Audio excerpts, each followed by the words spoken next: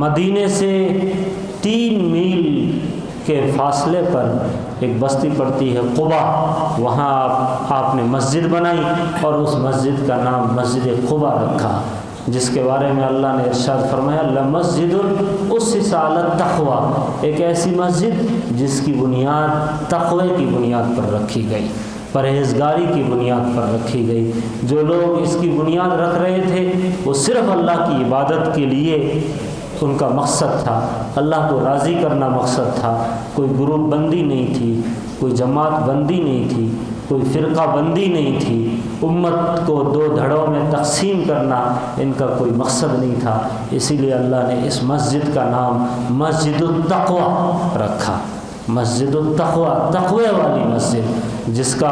قبا بستی کی وجہ سے اس مسجد کا نام پڑ گیا مسجد قبا۔ آپ پھر آگے چلے تو مدینے سے کچھ فاصلے پر ایک قبیلہ پڑتا ہے بنو سالم کا، آپ نے اسلام کا پہلا جمعہ وہاں پر ادا کیا بنو سالم کے علاقے میں، اور اس جمعے میں آپ نے ڈھیر ساری نصیحتیں کی۔ ان نصیحتوں میں کوئی زیادہ احکامات نہیں تھے، بس ایک ہی بات کو آپ بار بار الگ الگ اینگل سے لوگوں کے دلوں میں ڈال رہے تھے کہ لوگوں ڈرو تو صرف اللہ سے ڈرو، امید رکھو تو اللہ سے رکھو، حاجتیں کسی کے سامنے رکھنا ہو تو وہ اللہ کی ذات ہے، کسی سے لو لگانا ہو تو وہ اللہ کی ذات ہے، اسی سے ڈرنا چاہیے جیسے کہ اس سے ڈرنے کا حق ہے۔ اوصیکم بتقوی اللہ، اوصیکم بتقوی اللہ۔ یہ نصیحت آپ اس بنو سالم کے علاقے میں ایک میدان پر کھڑے رہ کر کے جمعہ پڑھایا، اور جمعے کے خطبے میں آپ نے یہ نصیحتیں کی۔ آپ نے کوئی گلہ شکوہ بیان نہیں کیا کہ میرے ساتھ یہ ہوا، مکے میں یوں ستایا، مکے سے باہر میدانوں میں یوں ستایا، طائف میں یوں پتھر برسائے، کچھ لوگ حبشہ میں اتنے ستائے گئے کہ حبشہ کی طرف ہجرت کر کے چلے گئے۔ آپ کا بڑا احسان، آپ کا بڑا کرم، آپ کا بڑا فضل ہوا، آپ نے ہمیں یہاں پر بلایا، بلکہ لوگوں کو اللہ سے جوڑا۔ اللہ سے ڈرنا چاہیے جیسے کہ اس سے ڈرنے کا حق ہے۔ پتہ یہ چلا کہ تمام احکامات، تمام دین، تمام معاملات، تمام لین دین، تمام معاشرت، تمام خرید و فروخت، جتنے بھی دین کے شعبے ہیں، جتنے بھی دین کے ادارے ہیں، تمام کی بنیاد تقویٰ ہے۔ جتنا بھی نالج ہے، وہ سیاسیات کا نالج ہو، وہ جمادات کا نالج ہو، وہ یا حیوانوں کا نالج ہو، وہ کسی بھی طرح کا نالج ہو، ہر چیز کے پیچھے تقویٰ ہے، اللہ کا ڈر ہے، اللہ کا خوف ہے، تبھی تو وہ اپنے علم کا، اپنے ایجوکیشن کا اور اپنی ڈیوٹی کا، اپنی رسپانسبلٹی کا صحیح حق ادا کر پائے گا۔ جو ڈرے گا نہیں تو ظاہر ہے نالج کوئی کام کا نہیں ہے، علم کوئی کام کا نہیں ہے۔ کسی کے سینے میں قرآن ہے، اللہ کا ڈر نہیں ہے تو کچھ بھی نہیں۔ کسی نے بخاری شریف پوری یاد کر لی ہے، مسلم شریف کا وہ حافظ بن چکا ہے، ترمذی شریف کے سارے نکات، اسرار، رموز اور اس کی پوری فقہ وہ جانتا ہو، لیکن خدا کا ڈر نہیں ہے تو ظاہر ہے کچھ بھی نہیں ہے، وہ انسان نہیں ہے۔ اللہ کے نبی پھر یہاں سے آگے چلے، مدینہ منورہ میں اب انٹری ہو رہی ہے آپ کی۔ آپ جب مدینے میں داخل ہوئے تو آپ نے اپنی قصوہ جو اونٹنی تھی اس کی مہار چھوڑ دی، فرمایا کہ اس کو جدھر خدا لے جائے گا، جس جگہ اس کو بٹھائے گا، بس میرا پڑاؤ، میرا قیام وہیں پر ہوگا۔ وہ اونٹنی چلتی رہی، چلتی رہی، چلتی رہی، وہ جگہ، وہ گھر جہاں ایک دم سامنے ابو ایوب انصاری رضی اللہ تعالیٰ عنہ کا گھر تھا، اس کے آنگن میں، اس کے صحن میں جا کر اونٹنی بیٹھی۔ ابو ایوب انصاری کی تو قسمت جاگ اٹھی، یعنی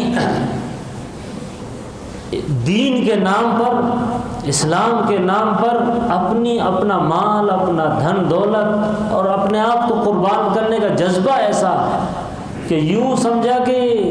زندگی میں ایک نئی جان آ چکی ہے، ایسے خوشی سے پھولے سمائے نہیں رہے۔ سارا جو بھی آپ کا مال تھا، آپ کے پاس جو بھی بوریا بستر تھا، آپ کا جو بھی بیگ تھا، جو بھی آپ کے پاس چھوٹی موٹی پونجی تھی، وہ سب لے جا کر کے اپنے گھر میں رکھا۔ اور نیچے اللہ کے نبی رہتے تھے، وہ ایک 2 منزلہ بلڈنگ تھی، اس کی جو بھی شکل و صورت ہوگی، کیونکہ وہ لکڑیوں سے بنا ہوا، اس کی چھت کھجور کے تنوں سے بنائی ہوئی، اور اس پر جو ہے کھجور کے جو تنوں کی جو چھالیں رہتی ہے وہ ڈالی ہوئی، اور یہ 2 منزلہ 2 گویا روم تھے، دو ہال تھے۔ نیچے کے حصے میں اللہ کے نبی کو ٹھہرایا، اوپر آپ ٹھہرے، اس لیے کہ لوگوں کا آنا جانا، لوگوں کی آمد و رفت، تو آپ ڈسٹرب نہ ہو، آپ یہ نہ سمجھیں یا آپ کو اترنے چڑھنے میں بار بار تکلیف نہ ہو، اس لیے آپ کو نیچے رکا دیا۔ اتفاق کی بات تھی کہ ایک دن ابو ایوب انصاری کے اوپر والے منزلے پر ایک مشکیزہ تھا جس میں پانی بھرا ہوا تھا، اچانک وہ پھوٹ گیا، اور ٹھنڈی کا زمانہ ہے، رات کا سمے ہے، رات کا وقت ہے، اور وہ مٹکا اتنا پانی اس کا گرا کہ وہ چھت کو پار کرتے ہوئے قطرے نیچے جانے لگے، پانی نیچے جانے لگا۔ اب وہ ایوب انصاری کو کچھ سمجھ میں نہیں آیا کہ کیا کیا جائے، اگر پانی نیچے جاتا ہے میرے نبی کو تکلیف ہوگی۔ انہوں نے جو اپنے اوپر اوڑھی ہوئی تھی، جو چادر بولو، جو لحاف بولو، رضائی بولو، جو بھی تھی، اس کو اٹھایا اور پورے پانی پر ڈال دیا، پورے پانی کو اس رضائی، اس لحاف نے جذب کر لیا۔ یعنی ایک تھوڑی سی بھی تکلیف ہو جائے مہمان کو، اور مہمان بھی کون؟ اللہ کے نبی جیسی عظیم ہستی۔ خیر، سامنے ایک میدان تھا، 2 یتیم بچوں کی وہ جگہ تھی، آپ نے ان 2 یتیم بچوں سے وہ جگہ خریدی اور ایک عالی شان مسجد نبوی بنائی، اور آپ نے گویا رقم دے کر، حالانکہ وہ یتیم تھے، اور وہ ہدیہ، تحفہ، ایصال ثواب یا خیرات جو بھی مسجد کے نام پر ثواب کے لیے لوگ دیتے، وہ دینا چاہ رہے تھے، لیکن نبی نے صورتحال دیکھی، ان کی مالی حالت دیکھ کر آپ نے ان کو رقم دی اور وہ جگہ خرید کر وہاں مسجد نبی بنائی۔ جب مسجد نبی تعمیر ہو چکی